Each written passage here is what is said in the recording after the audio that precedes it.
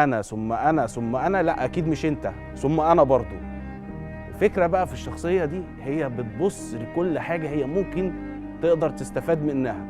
أول حاجة طبعًا هي شخصية ديكتاتورية جدًا، هي صح مهما حصل أو مهما اللي حواليها حاولوا يوضّحوا الموقف، لازم هي تبقى صح.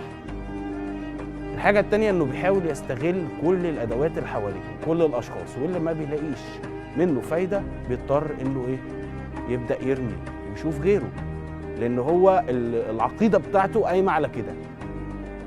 أما في حتة الارتباط بقى والحاجة دي، فهنا بتبقى قصة صعبة جدًا لو ما خدتوش على قد عقله، ولو أنت مش مقتنع بإن شخصيته كده وعمرها ما هتتغير، فأنت هتتعب معاه جدًا.